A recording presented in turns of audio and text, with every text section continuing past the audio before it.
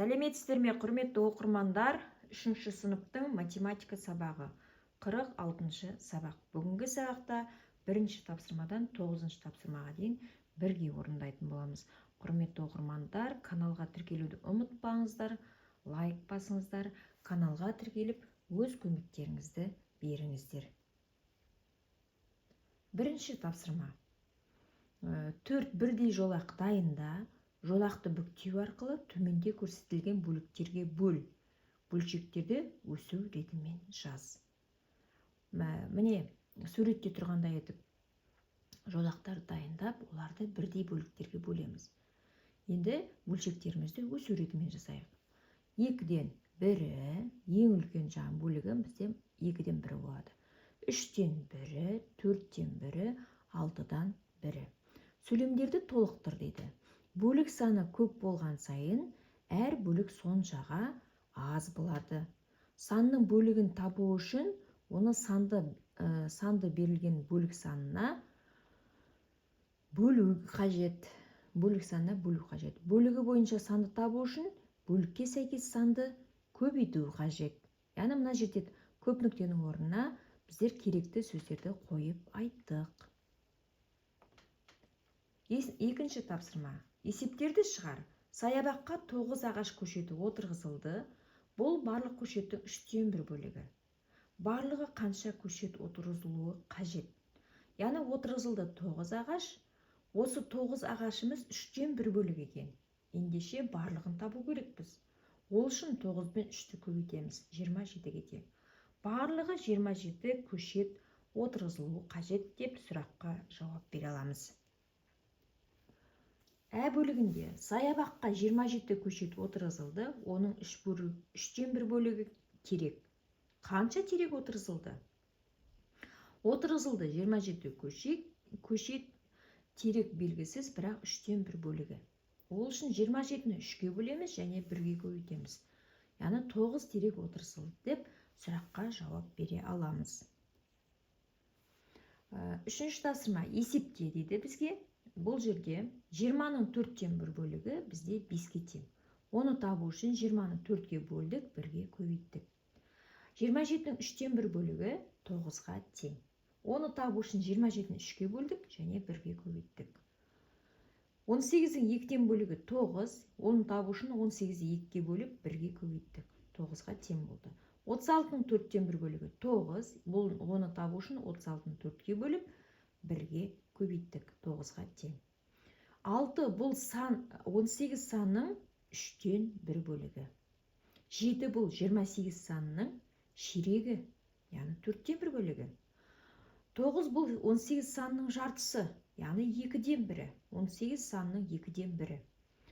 5 бұл 15 санның 3-тен 1 бөлігі деп жауап бере алатын боламыз. 4-ші тапсырма есепте 45-тен 5-тен 1 бөлігі 9, оны табу үшін 45-ті 5-ке бөліп 1-ге көбейтеміз. 48-дің 6-тан 1 бөлігі 8, оны табу үшін 48-ді 6-ға бөліп 1-ге көбейтеміз. 10 см бұл 20 санның жартысы, 3 см бұл 12 санның ширегі, яғни 12-ні 4-ке бөлгенде 3 см-ге тең. 5-ші тапсырма есепті шығар. Кітапханадағы 54 кітап жөндеуді қажет етеді. Кітаптардың 6-тан 1 бөлігі жөнделді. Қанша кітап жөнделді деп сұрайды. Жөндеу керек 54 кітап, жөнделді белгісіз, кітап 6-тан 1 бөлігі. Шешуі 54 пен 6-ның бөлінісі 1-ге көбейтеміз, 9-ға тең. Яғни жөнделді 9 кітап. Жауабында қанша кітап жөнделді деп сұрақ қойса, біз 9 кітап жөнделді деп жауап беретін боламыз. Ә бөлігіне қарайық. Сенбілікке 20 оқушы келді, олардың жартысы 3-ші сынып оқушылары. Сенбілікке қанша 3-ші сынып оқушысы келді? Келді бұл жерде 20 оқушы. 3-ші сынып 2-ден 1 бөлігі. Шешуіне 20-ны 2-ке бөлеміз, 1-ге көбейтеміз. 10 оқушы. Сенбілікке 10 3-ші сынып оқушысы келді деп сұраққа жауап беретін боламыз. Осы есептің Б бөлігі жер теліміне 8 ағаш көшет отырғызылды. Бұл барлық көшеттің 4-тен 1 бөлігі. Енді неше көшет отырғызу қажет деп сұрайды. Отырғызылды 8 ағаш бұл 4-тен 1 бөлігі. Барлығы белгісіз. Отырғызу қажет, тағы да белгісіз екен. Оны табу үшін 8-ді 4-ке көбейтеміз, 1-ге бөлеміз, 32-ге тең. 32-ден 8-ді азайтамыз, бізде 24-ге тең. Енді 24 көшет отырғызу қажет екен. В бөлігі. Сыныпта 9 бала спортпен шұғылданады. Бұл барлық оқушылардың 3-тен 1 бөлігі. Сыныпта қанша оқушы бар? Яғни бұл жерде шұғылданады 9 бала, бұл 3-тен 1 бөлігі. Барлығы белгісіз. Барлығын табу үшін 9-ды 3-ке көбейтеміз, 27-ге тең. Сыныпта сонда 27 оқушы бар екен. 6-шы тапсырма. Ұзындығы мынадай кесінділерді сыз 1 дециметрдің жартысы 1 дециметрдің 5-тен 1 бөлігі. Яғни бұны табу үшін жартысы дегендіктен 10 см 2-ге бөлеміз, және 1-ге көбейтеміз, 5 см.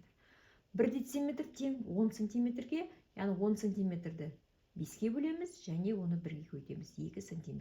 Сонда екінші сызатын кесіндіміз 2 см екен. 7-ші тапсырма. Ірімшіктің тең бөліктерге бөлінді. Егер оның бір бөлігінің массасы белгілі болса, онда ірімшіктің барлық массасы қанша болады дейді. Ірімшіктің 4-тен 1 бөлігі 2 кг болса, бір ірімшіктің массасы қанша деп сұрайды. Сонда 4-ті 2-ге көбейтеміз, 8-ге тең. Бір ірімшіктің массасы 8 кг-ға тең болды. Ә бөлігіне шығарайық. Ірімшіктің 8-тен 1 бөлігі 1 кг болса, бір ірімшіктің тұтас, яғни бір ірімшіктің массасы қанша килограмм деп сұрайды. 8-ді 1-ге көбейтеміз, 8-ге тең. Бір ірімшіктің массасы 8 кг-ға тең деп жауап бере алатын боламыз. Б бөлігінде ірімшіктің 3-тен 1 бөлігі 3 кг, бір ірімшіктің массасы белгісіз килограмм. 3 пен 3-тің көбейтіндісі 9-ға тең. Бір ірімшіктің массасы 9 кг-ға тең деп жауап беретін боламыз. Ірімшік туралы осындай есептер құрастырып көр дейді. Ол кезде біз ірімшіктің 5-тен 1 бөлігі 3 кг деп аламыз. Бір ірімшіктің массасы белгісіз килограмм. Ол үшін 5-тің 3-ке көбейтем 15. Яғни бір ірімшіктің массасы 15 кг-ға тең деп жауап беретін боламыз. Осылай тағы да сұрақтар қойып, есептер құрастыруға болады екен. Теңдеулерді шеш дейді. Бұл жерде 100-ден x белгісіз санды азайтамыз, 35-ге қосамыз, 6 мен 8-дің көбейтіндісін. Яғни жай теңдеуге айналдырып аламыз. 100 емес 1000. 1000 мен x-тің айырмасы тең 83-ге. 1000-нан 83-ті азайтсақ, 917-ге тең. Яғни белгісіз санның орнында 917 тұру керек екен. Міне қалған теңдеулерді осылай күрделі теңдеулерді жай теңдеуге айналдырып алып барып, белгісіз санды табатын боламыз. 9-шы тапсырмада біздің үйде Гүлжан, Меруерт және Лаура тұрады. Мен кеше Гүлжанды және Меруертті көрдім. Олардың біреуінің жасы 9-да, екіншісі 8-де. Ал бүгін Меруерт пен Лаураны көрдім. Олардың біреуінің жасы 10-да, екіншісі 9-да. Кім қанша жаста дейді. Бұл жерде Меруерт бізде 9 жаста екен, Гүлжан 8 жаста, Лаура 10 жаста. Бұл жастарын қалай шығарып алдық? Яғни айтылған сөйлемдерге қарап отырып, біздер дұрыс сандарды шығара алдық. Құрметті оқырмандар, осымен каналдағы тапсырмаларды талдап аяқтадық. Осы 3-ші сыныптың есептерін сіздерге талдауларымыз ұнайтын болса, каналға тіркеліңіздер, лайк басыңыздар. Келесі сабақта кездескенше сау болыңыздар.